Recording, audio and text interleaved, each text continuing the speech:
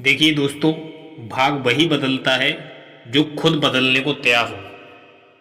साथियों, आज हम में से कितने लोग हैं जो कहते हैं यार मेरी किस्मत बहुत खराब है, मैं क्या करूं।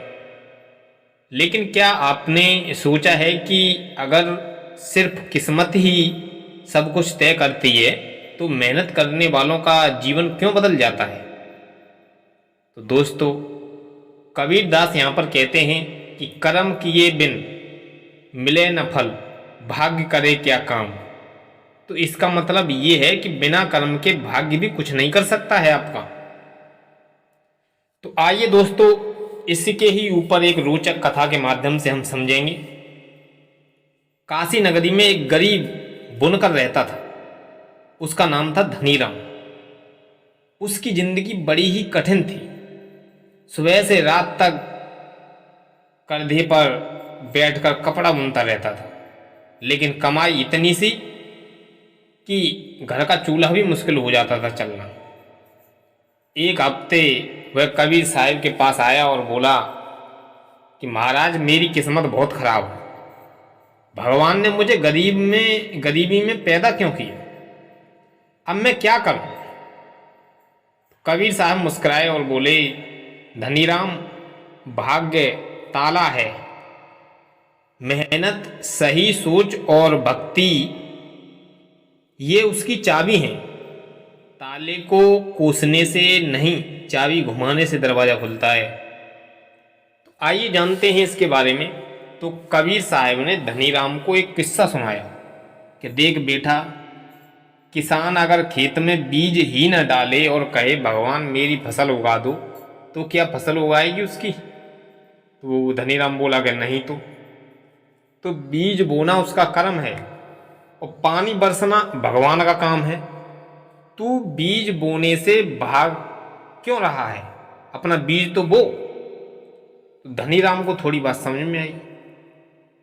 तो कबीर साहब ने यहां पर कहा है कि अपने काम में सुधार लाओ, कपड़े में नई डिजाइन डालो, बुनाई नई लगाओ, इतनी मजबूत बुनाई कर दो कि लोग देखते ही उसे खरीद लें। ग्राहक से झूठ मत बोलो, ईमानदारी से डील करो उसे। भरोसा सबसे बड़ा धन होता है। और सुबह शाम अपने नाम का स्मरण करो ताकि मन आपका शांत हो जाए, एकाग्र रहे। उन्होंने दूसरा उदाहरण भी उन्हें बताया।